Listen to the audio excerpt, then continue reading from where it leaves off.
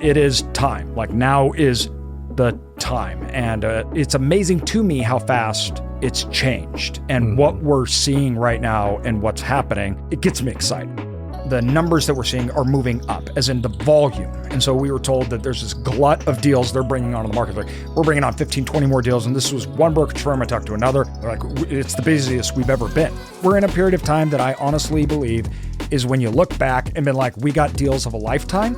You don't know you're buying deals of a lifetime until it's hindsight.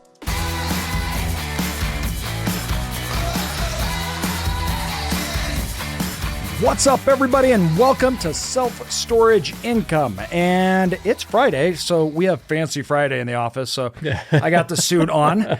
Connor didn't go too fancy. I went the opposite direction. I was like, dude, I'm putting a hat on today. Like it. But rocking the VAT. That's right, VAT. That is. Yeah, no, you got to check it out. But I did do the tie a couple weeks ago. I took mine off. My rubber ducky tie. Yes. I did, however, still have a flannel on, so kept strong to my Idaho roots and everything.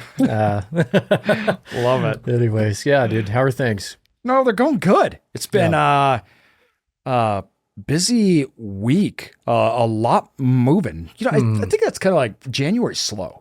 Right? It's just like slow. Like, so true. You got the holidays, everything, the new year's starting, and it feels like everybody's trying to figure out what's going on. And I feel like that's starting to change. Things are starting to move. Like it's back to business. Yeah, back to business. And we are seeing that in the market. And we're excited to talk about it because that's what we're getting into today, because it is time. Like now is the time. And it's amazing to me how fast it's changed and what we're seeing right now and what's happening. It gets me excited. Oh, for sure. Especially coming off these years where, I mean, maybe one or two here or there, like good deals that, we were able to execute on. Like, it's just amazing to see that deal flow coming back and that opportunity coming back, and not just, assets for sale, but like real deals, deals, like not just things selling or whatever, like actual deals. Cause there's all the, selling going on, height of the market a couple of years ago, things were crazy. Yeah. Dumb money. Of course, everybody will sell when you're going to pay them crazy prices, sure. right?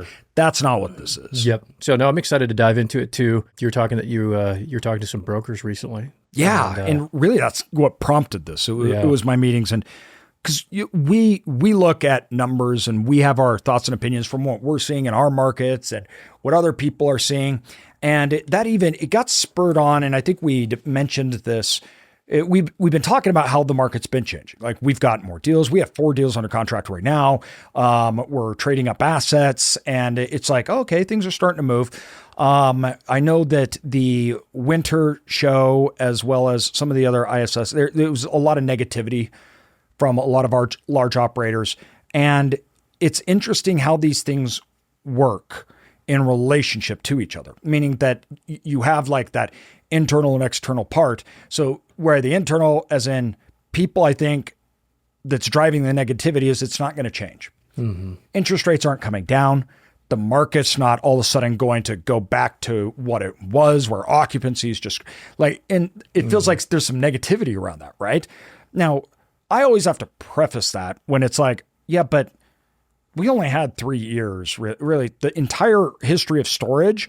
We're at the high as far as occupancies go of the history, right? If you take out the 4 years of insane crazy, we are at the highs of history. So it's a little bit, you kind of have to walk by it. But the other thing is those high interest rates, it hits overall values and it hits markets. And so there are these negative aspects, right, that are going on. Those negative aspects, though, drive positive ones. And they may not be positive, though, on that side, but they can really be positive on the other. And that's what we're talking about. And when we say positive, we mean if you are a buyer. So we're seeing deals, really great deals right now. And the numbers that we're seeing are moving up, as in the volume. And so we were told that there's this glut of deals they're bringing onto the market. Like, we're bringing on 15, 20 more deals. And this was one brokerage firm I talked to another, where it's like they're starting to come in. They're like, it's the busiest we've ever been. Now, that may be fine if it was like you said, where it's, deals are coming out, but they're trading at crazy amounts, right? It doesn't really matter. It's all relative. Yeah. Great. There's lots of deals. So the highest probably volume of transactions and deals was the worst time to buy. That was the worst time to buy. That was the highest prices ever. Right. Yet that was the highest volume in transactions, right? So those things can go hand in hand. So that doesn't mean it's necessarily good. What we want to see in relationship is the prices and the value that is associated with it. So let's say like last year, values in 23, values went down because interest rates went up, but there was nothing to buy. So it's not like it mattered. It's like, great, values went down, but you can't buy anything. Right. Nothing's for sale. So once again, it doesn't matter. So you want to see the two things in unison. What we saw was values come down, no transactions, no deals coming to the market. Then 24, we started to see deals come to the market, but they weren't adjusting. And so what was happening in the market was like picking. Right. This is the best asset, so we'll pay a decent amount for this. But then all these other assets, they were just falling out of contract. Yeah, there was that value ask Spread discrepancy. was huge, like people just couldn't bridge 30%, it. right? And that seems to have crossed. So right now, we're seeing deals that are not only coming to the market, we have good deals, and the price associated with them are good prices. And I use this as an example because one of the deals that we were looking at, this is in a large market in Florida, and that market, as a lot of people have known, was crazy. The Florida market in general, but even more so in the bigger markets because people are moving there, people want to be there. So this was a good deal that was $2,750,000 last summer.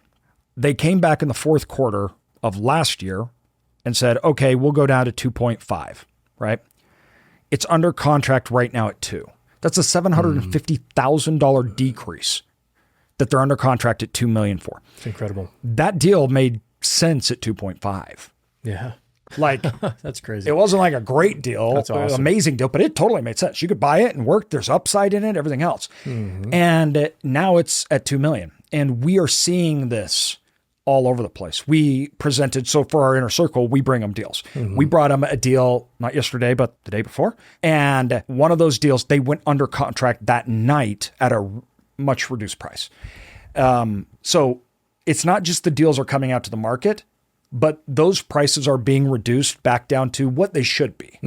Like to represent the realities of the market, the realities of the cost of capital. But that's a huge decrease. If you take in those things, that's a big swing, right? Especially if you bought when. Exactly, yeah. It's a big swing. So when you look at that, we had a long time where sellers weren't willing to do that. They were not going to adjust for the realities of the market. And the reason I think was they just expected it to come back. They thought, oh, the next busy season will get us. The next one will. And what we're seeing now is multiple portfolios of operators that are going, will somebody just kind of buy them up? We just want out of the business. It's like we got into it. It was a side thing we were doing or whatever. We're going a different direction. We're doing something else. And then people that they need to sell, like owners can't just not ever sell. They retire. There's deaths. There's legitimate reasons that people have to sell assets. For sure. So a lot of these people that had planned on selling in a 4-year period of time, they were like, well, I'm just going to wait. I'm going to wait. So you had 2 years of everybody pushing it off. And then I think it went into this year and the reality set in that this isn't a short necessarily term. It's not like it's going to be quick and over. And so what's happening is a readjusting of the market. This is important because if you have a decrease in prices, that can not necessarily mean you're getting a good deal like people saw in 2007. Because what it was like the prices were going to keep going, like it was down. And the reason being was of distress. So like these are people who are just bankrupt. They're going under, right? That's not what we're seeing. These deals and these reduced prices, the people aren't going bankrupt. They're giving up. Yeah, they're just wanting out like you said. I'm giving up equity. Yeah. I'm going to take it at a loss, right? Things like that. I'm shuffling the deck though. They're taking chips and they're moving them elsewhere. I cannot stress how important that difference is. We're not buying properties where the owner is in distress or going bankrupt or that. But the reduction, because in self-storage, we have to put a lot down, like 35% down, right? And so we have people that are taking a 30% haircut, which happened with our deal that we have. We're almost funded with it, but we had that literally the guy walked away from the equity and we paid at the cost. And he's just like, it's like, I'm taking my loss, I'm walking away, right? That's the other thing is the complexity of solving those issues coming in. Yes. If somebody is underwater, they're having to get out because they're going bankrupt or whatever. Because so many of those people, they've got partners, they've got all these different banks and lending structures and all these problems to solve. It's not easy. No, it's not, which can be a good thing. And it could be a good times thing. That, if you can execute and get those things done, barriers of entry can be a good thing. That's why in 2008 and 9, no assets traded. The complexity was so massive, they couldn't trade. They just couldn't switch hands. It was wrapped up. You had assets that were wrapped up for a decade in banks. No, it makes sense. They just couldn't even get them off the books, right? So that can actually make for a really bad environment. For sure. And also no bottom. Yeah. We're not seeing that. That's not why prices are being reduced. Yeah. They technically could hold on to them, but they don't want to. Yeah. It's a business, man. It's a lot to run. It's a lot to manage, to take care of. If people genuinely, whether it's a death or a divorce or any of those Ds we talk about or anything, I mean, all of that stuff is a perfect opportunity for somebody to come in and actually, who wants to run the business, come in and do a great job and increase value. And that's the thing is like now there's not a lot of those. There's going to be barriers of entry and hurdles to overcome, obviously, when you're buying any asset, and have the intention of improving value and all of that. But you're just getting better deals through and through because those complexities a lot of times are not as common as they were. We're finding, like you're saying, sellers that are selling just because they want to. They have equity, so they can trade. They're ready to exit. Yeah. They're just giving up how much, and frankly, was overinflated. We're in Mississippi right now, and we're turning this storage facility around. Now, lots of people are out trying to buy facilities, small ones that range everywhere from $300,000 to $4 or $5 million. Now, they're worried about getting the money or having the financing. This is why we team up with Live Oak Bank, because they get this. They understand storage. In fact, we have them help us underwrite deals for our students and others, because they are one of the best people in the industry when it comes to getting loans, especially small business loans. They can actually help the customers when they find the asset, understanding how much debt can I get? What's it going to look like? Not just because of the customer they're working with, but because of their knowledge base. That changes them from being a bank to being a real asset to the customer. We recommend Live Oak Bank to our students as well as others that are trying to get into the storage business. They have an in-depth knowledge of this asset class, so it's more than a bank. It's more than simply getting money. They're actually an asset and a partner to them, helping them go through all the things that they don't know and understand. A lot of these people, they're walking away with big profits. They're just giving up what was this huge upside that they thought, oh, well, maybe if I hold out, I can. And then they're like, okay, that's not coming back. So I'm going to take my profits here. Because, most of these owners, they do other things. They have businesses, they're doing other things. And so they're like, well, we're reshuffling the deck. I'm trading and I'm going to buy something else because I'm doing something else. I'm reinvesting back into my business. I'm doing whatever it is. It's always funny, like, because people that's one of the things I hear all the time is like, oh, well, why is, if it's such an amazing business, like, why are they selling it? Like, I mean, it's crazy. Like, why? It's like, well, because they just don't want it. Like, they don't want the time. They want to take their money out, like you said, and put it somewhere else. Like, there's so many reasons that somebody wants to sell that is totally reasonable. And it's not like there's all these secret things going on and the asset's horrible and it's actually failing or storage is failing, not industry, at all. Whatever. Like, nothing like that at all.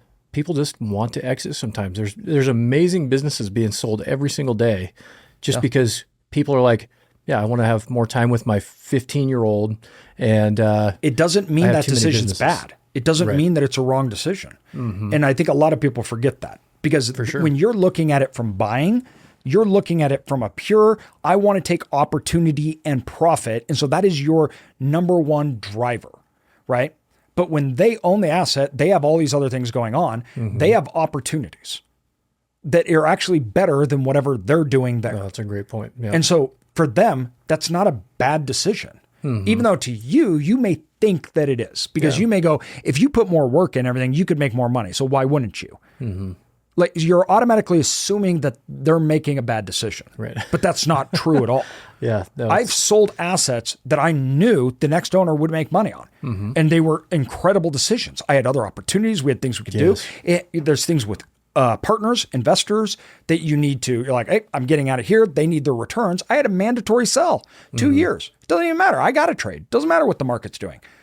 It doesn't mean that because you have opportunity, they're making a bad decision. And I think we do this way too much, especially beginners, Definitely. that it is very linear. As in, if you are winning, I'm losing. That's not true. 100%. That is just not true. If that was the case, the economy couldn't work because that would mean it would be always just win, lose, win, lose. There would be no moving forward, right? Yeah. So I think we get caught up in that and it wigs ourselves out because we're nervous about it, right? You're like, nobody wants to get screwed. Yeah. Nobody wants to make bad decisions. That makes sense.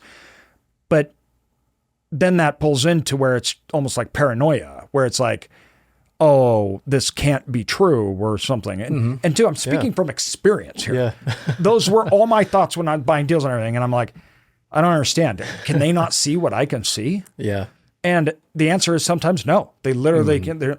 But a lot of times too, they don't care. They legit don't care. They don't care. No, every time we talk about this and some of the value discrepancy that we see in some of these facilities and talking about the opportunities and if they see them or not, dude, I'll never forget one of the assets that we purchased.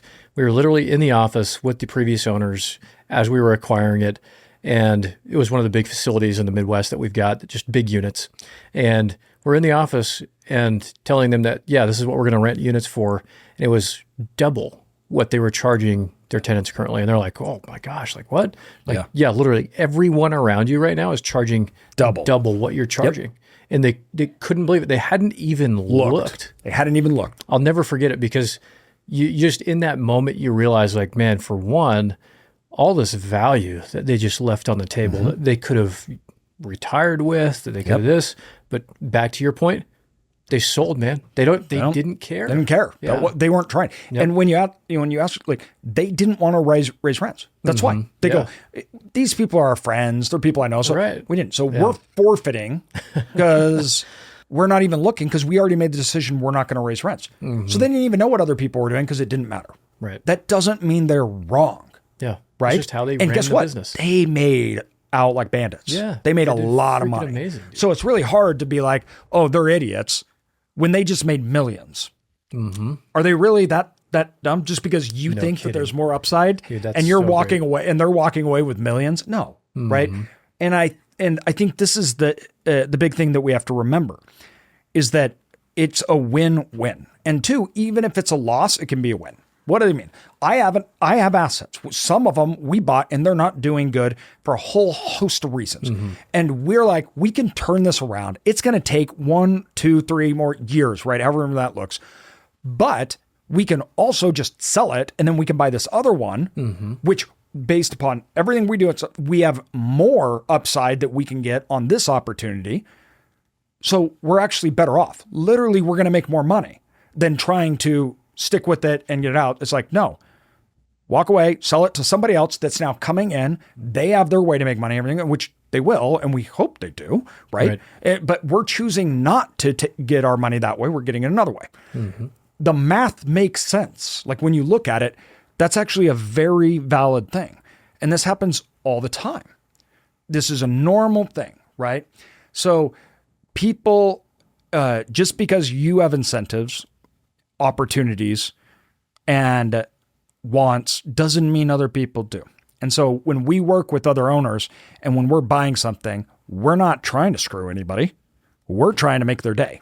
And even when they're like, I got to get rid of this, you're helping them. You're making their day. For sure. So this is an interesting part of that market cycle where the cards are being shuffled. Assets are moving around. People are trading up and people are looking and re-examining. Do I want to do this anymore or do I want to go do something else? Because we've been doing it for 2 years now and the market hasn't been great. So do I want to or do I not? And some people are like, I don't.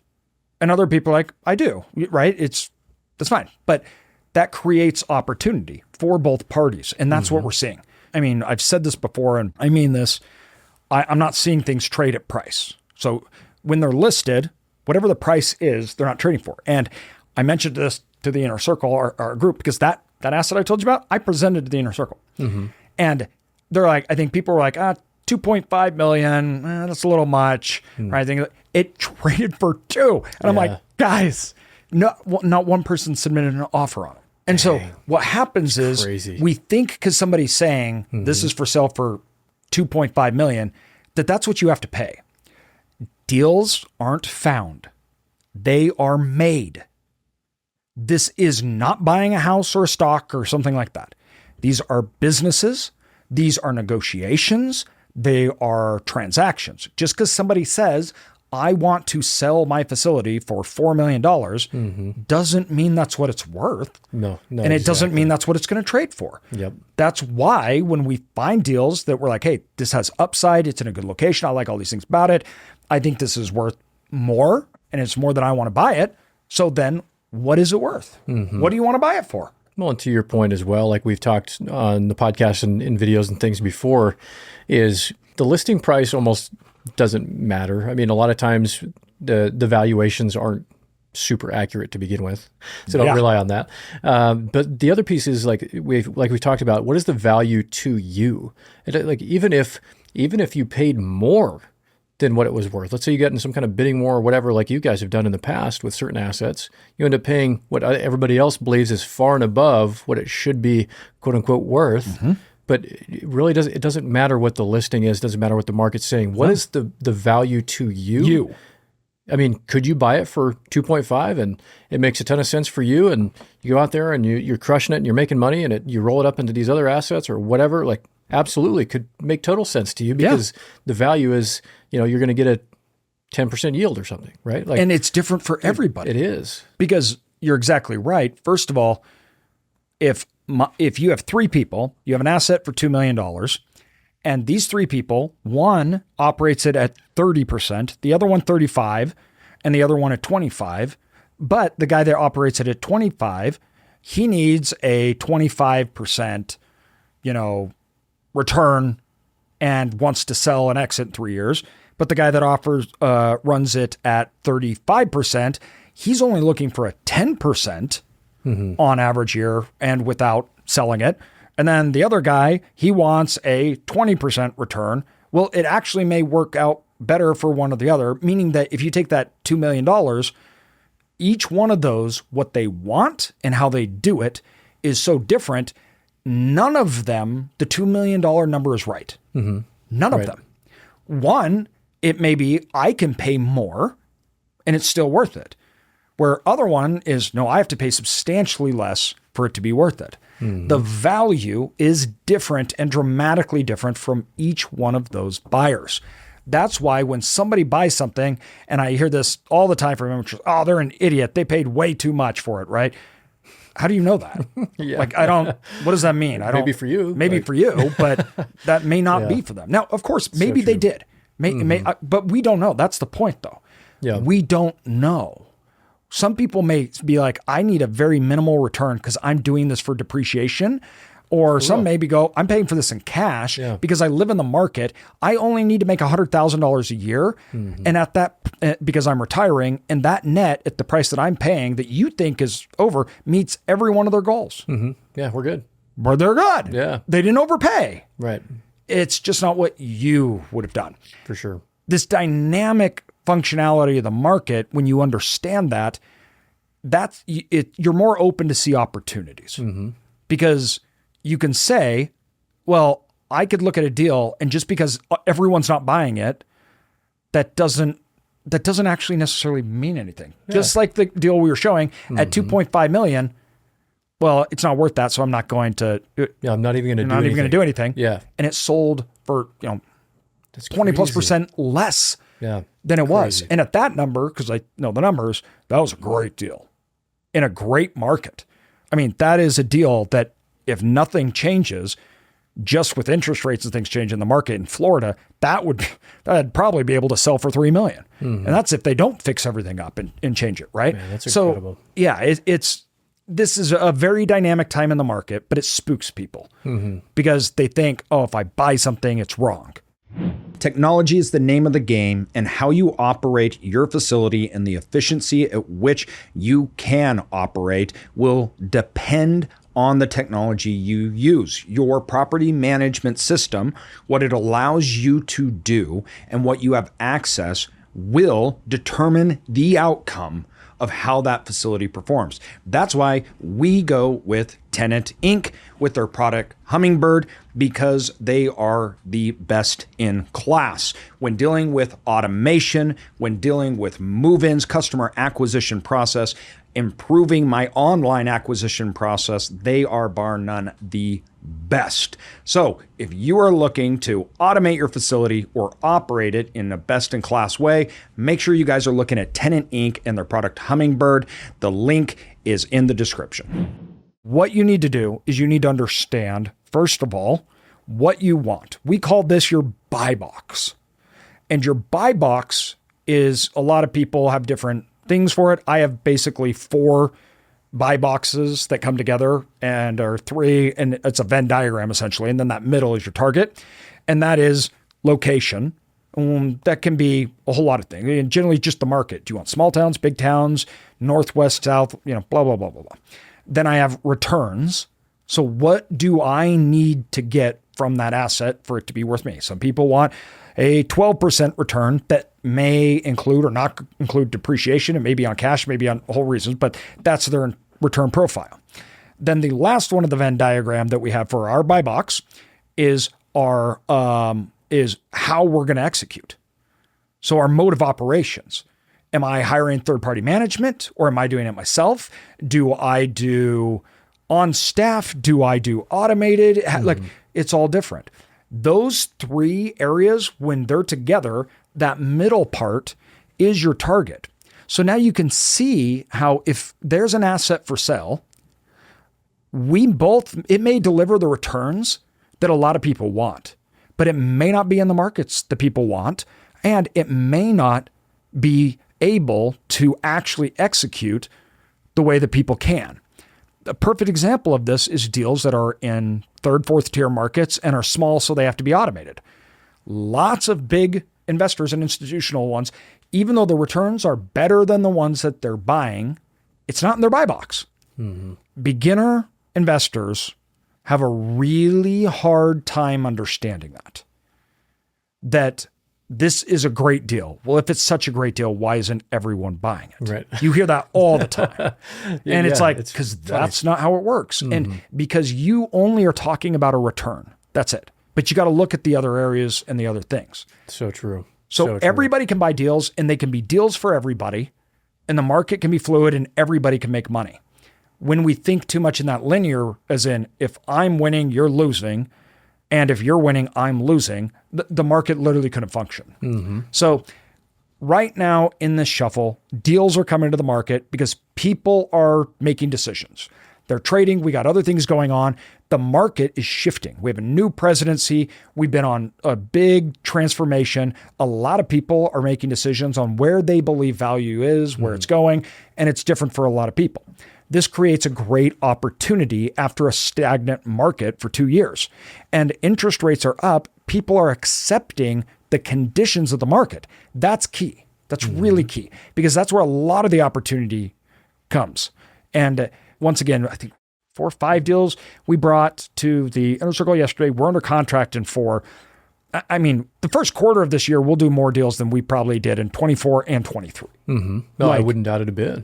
And like you said, even with the interest rates being what they're at, with those sale prices coming down, you're talking like there's incredible deals out there right now that pencil even at the higher interest rates. So don't think that all the interest rates are still high. I can't go out and do anything, because I think people do that too. Or it's like, like we're only like looking at one piece. Exactly. You're just looking at the market, or you're looking at the return, but you have to look at all the different pieces to actually make that informed decision to say, yep, good deal, bad deal. Like, you make deals. You don't find them. Mm-hmm. Perfect example. One of those deals we brought to the Inner Circle. You can assume the loan, and it's at 4.5 interest. And the guy was willing to sell that one at the loan value because he had another one. That's incredible. Literally, you just assume the loan. Yeah. And how easy of a transaction is that, right? Like, exactly. And there's just opportunities. But we make them. Mm-hmm. Okay.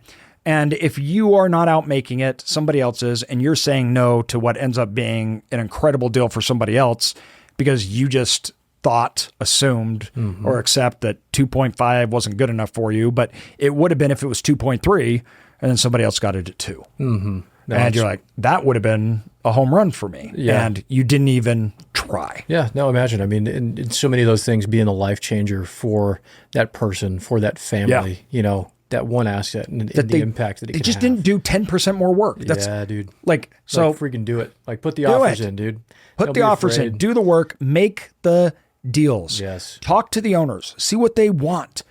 Talk to brokers, see what's going on. Will they come off? What is the incentives here of this owner?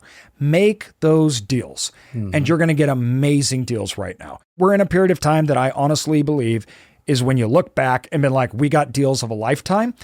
You don't know you're buying deals of a lifetime until it's hindsight. You don't. You have no idea until hindsight, right? Yeah. And I believe that we're in a period because of how values work, the yield on cost. Well, and what you've seen in the past. And what we've seen in the past and what we've done in the past, we are back into a bottom trough of we're in a buyer's market and we're at yield values that you don't see in most other cycles of the market. So in 5 years, you're going to look back and be like, I can't believe we got yields like this, right? I can't believe that we were able to get, because the one thing, everybody, you can't change is what you pay. If you pay $4 million, you can't change that. Interest rates change, rates change, occupancy change, but what you pay doesn't. That's why when you're in these times of the market, when the values for the price, everyone, is going down, it is so impactful. No, it really is. I wanted to get your thoughts too, because we've talked about this dynamic of when there's a lot of deals, you know, you've got, or let's say when capital's easy to get, you've got everybody running out there, they're trying to execute on deals. That competition of when there's a lot of opportunity out there, like going back to even 2008, there's a lot of opportunity out there to execute, but there's a barrier of entry because nobody's lending, you can't get money. So there's all these deals.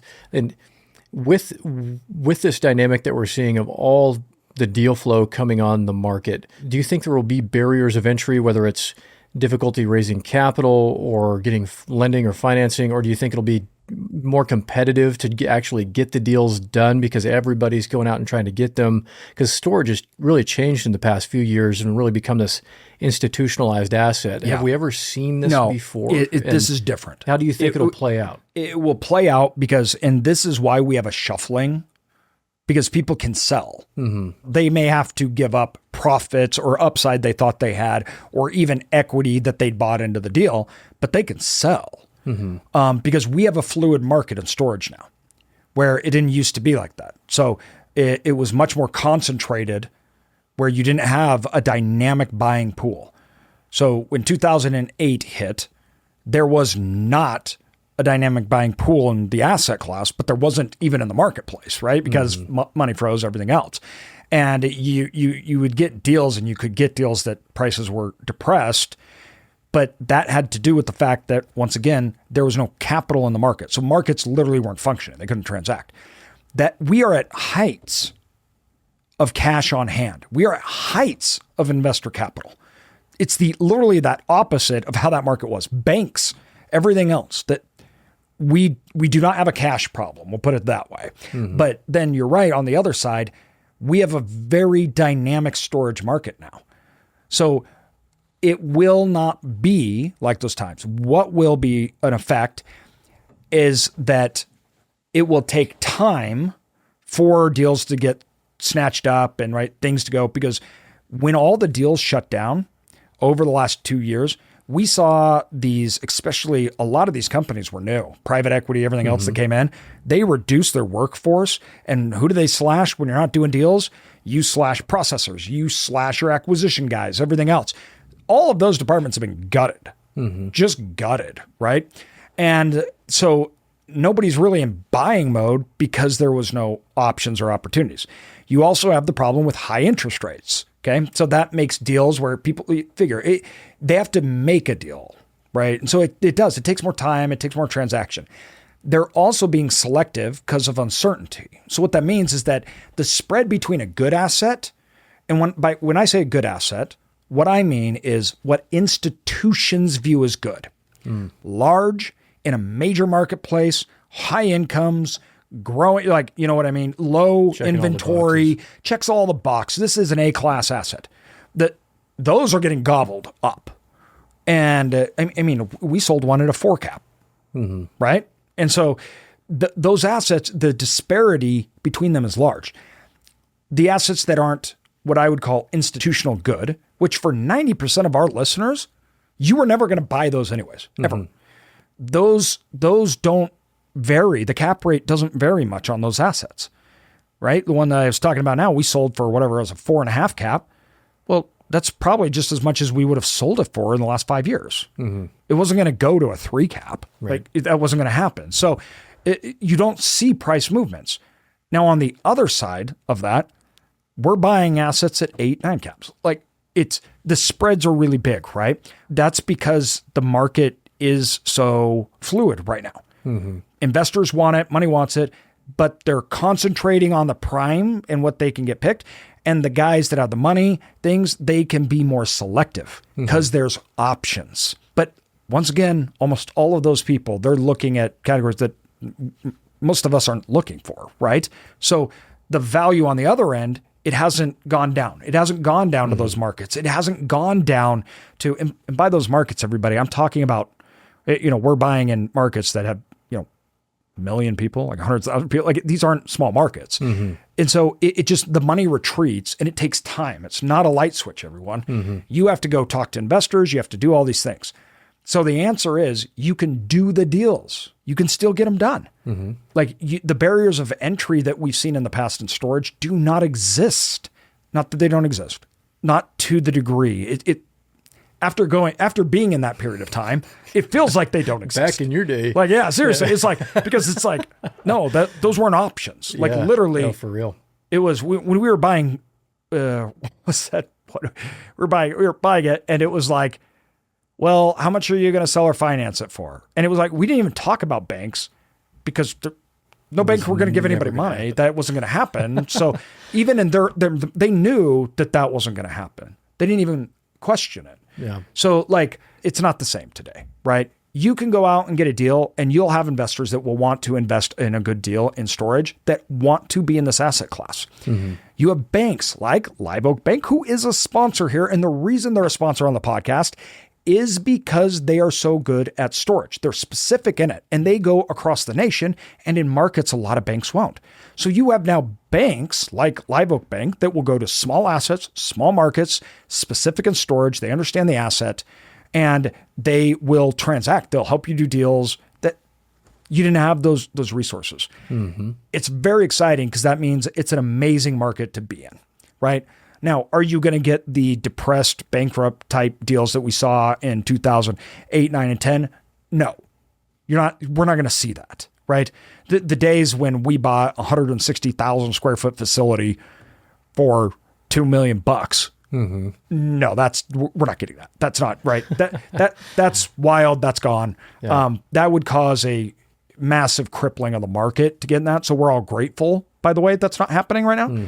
Everybody wants it, but they realize if that happened, they wouldn't have money or anything else anyways, because we'd all be in a massive recession. And so it's a very strange market to be in because these markets don't happen very often. You can get deals, you can finance, get investors. We have tech to support it. We're an emerging industry that has attention, and yet we have a valuation that, because of larger macroeconomic situations, slowdown in the market, have really started to come off in the first part of this year. And two, we do not believe this will last very long. Our team doesn't believe it. Anyone who talked about buyers, when they have control of a market, that never lasts historically for very long. So when it's a buyer's market, that peak buyer's market doesn't tend to last long, because if it's a buyer's market, that means very soon the Fed and other people are going to come in to try to change the markets, right? So it will only last so long. People, and by people, I mean infrastructure, government fights for sellers because that means prices are going up. So everybody wants that, right? Nobody's fighting to keep a buyer's market. Right. Nobody wants that. That's a good point. Right? Because that means prices are down. So that's why these times really don't tend to last long at all, because everybody's working to avoid it. Everybody, the government, the Fed, everyone. We're in a unique period because that is tied to a time that doesn't equal major economic crisis. Mm-hmm. For anyone that is a millennial or even a Gen X, we have never seen a period of time like this in our lives. We've never been in a period of time where interest rates went up this much and we had inflation like this, ever. We've never even seen it. That's how rare these times are, right? There was a lot of people that did not believe we would have inflation ever again. Literally, they said we cured inflation. Inflation solved. And they also didn't believe that interest rates would ever rise to anything, meaningful, but to think that they would go above 5, no. Like, people literally didn't believe that would happen. So it's very, very unique and exciting. The thing that happens with these periods, though, is because there's not an economic crisis, they kind of drag out. So that's why we're on year 3 now, people. This is not, most recessions last like a year, maybe a year and a half. So if you stop a recession, one of the things that you do is you actually get rid of you don't have the pain. And so if you don't have the pain, it drags on. Yep. And so, like, we believe we're entering into a buyer's market now. We may have a year, maybe a year and a half, and it starts to turn around. We believe 26, 27 are going to be good. And we've been saying that. I've been saying that since 21 and 22, when I said, we were going to have inflation, everything else with the self-storage bubble. We're still on track to exactly how back years ago we set out 24 transition, 25 was going to be the start. And that's what we're seeing. And then 26 and 27 would be good. And the reason being is it was just going to take longer than your average normal recession. I still believe that today. But 2, that's good if you're in a buyer because you want more time. When you had recessions like we've had in the past, like 2001, everything else, it was like 6 months. It was quick. Dang. It was painful for a lot of industries, everything else, but it was quick. Fed dropped rates and took care of it. But the Fed can't do that, so they're kind of stuck. Yeah, no, I think we're in a good place, man. I'm really excited to see what the rest of the year looks like for us, and for all you guys out there going out and making things happen. It's going to be an exciting time. Get out there and get it, everybody. Thanks, everyone. Thanks.